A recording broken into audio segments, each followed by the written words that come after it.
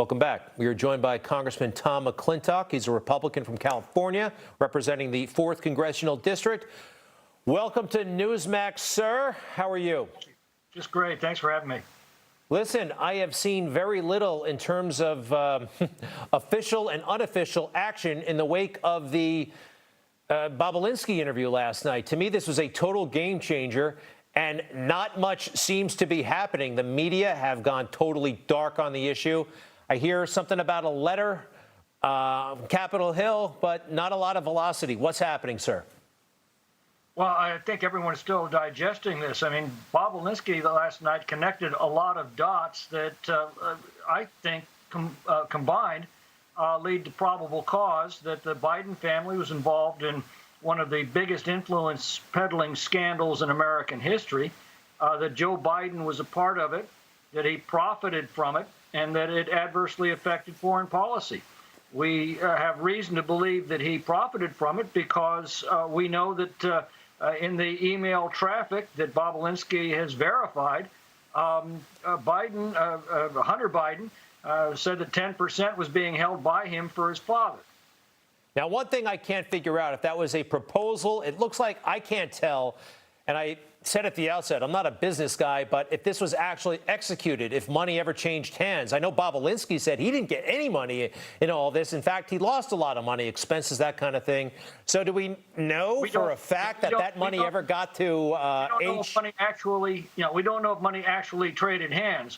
What we do know was that there was clearly an intent to do that, and that Joe Biden, despite his denials, was actively involved in discussions with his son over these business transactions. In another case, it affected $1 billion of credit guarantees for the Ukrainian government in exchange for the Ukrainian government firing its prosecutor general, Viktor Shokin, who at the time was actively engaged in investigating criminal allegations against Burisma, on whose board Hunter Biden sat. So, I mean, all of these things are now coming together, and it paints a very, very bad picture. We know this. On a congressional salary over 47 years, Joe Biden made millions and millions of dollars.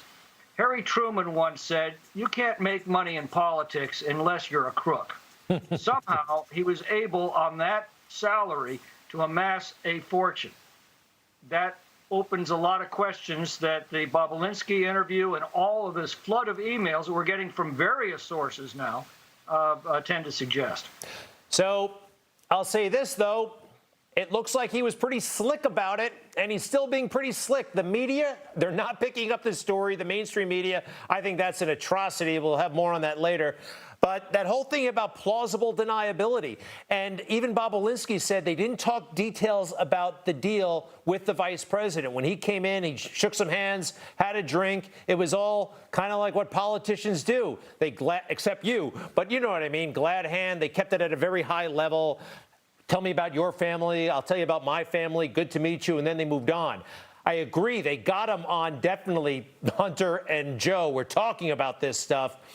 But strangely enough, the way they played it, that plausible deniability thing, as repugnant as I find it and as suspicious as I am, may actually be a way out for Joe.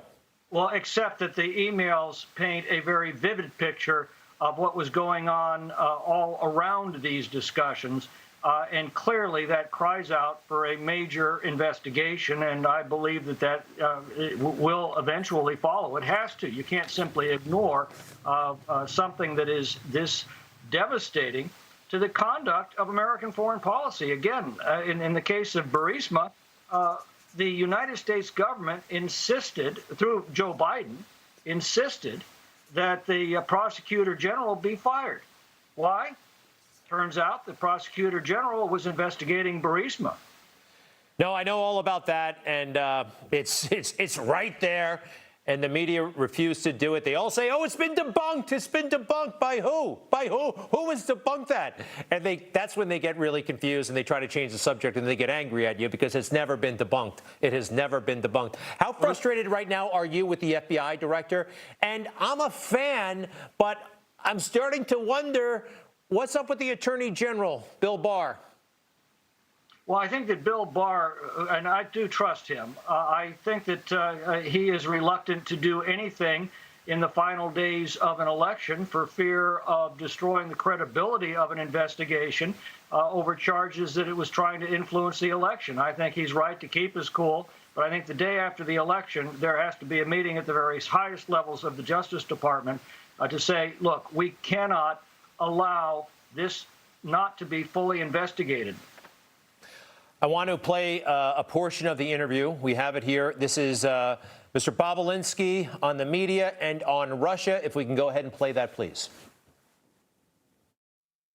When I saw Adam Schiff go on record talking about Russian disinformation after this email had been posted online by the New York Post, and remember, that email was to me, from James Gilliar, right? It wasn't, I wasn't blind carboned or CC'd on that. It was to me stating that I was going to be the CEO of this enterprise. I was at the end of my rope. And so I called Rob Walker and I told him that if that statement isn't retracted by Congressman Schiff by midnight on Sunday, that I was going on record and I was disclosing all the facts to the American government, to the American citizen, and the world. I was hoping the Bidens would do the right thing, or Schiff would retract his statement, but I could not allow another minute, another hour, or a day for my family's name to be associated or muddied up around Russian disinformation. Rob Walker being an aide to the Biden family. Congressman, I said this earlier, Democrats and some in the media, they got so accustomed to throwing around that charge of Russian collusion and disinformation that they finally leveled it at the wrong guy, a civilian with a great reputation. I think that's where they made their mistake. Many other mistakes, but that was a biggie. We're wrapping up. Do you agree? Well, I agree. The truth will out. Tennyson said it best. The wheels of the gods grind slow, but they grind exceedingly fine. All of the truth is going to come out on this, and it's going to be incumbent upon the Department of Justice to fully investigate it, and to bring charges where they're appropriate, and to hold people accountable for their acts, their official acts, when given the trust of the American people, as Vice President Biden was given during his 8 years in the Obama administration. Joe Biden once famously said, in all of his experience, everything always comes out. In the end, everything always comes out. You know when he said that? When he had to quit the presidential race back in 1988. It just occurred to me. I remember that. We're going to try to rig it up and play it for you by the end of the show. Hey, Congressman McClintock, we appreciate it so much. Come back soon, okay? Thanks for having me. Tom McClintock, everybody, Republican of California, representing the 4th Congressional District from Lake Tahoe. Ooh, beautiful territory.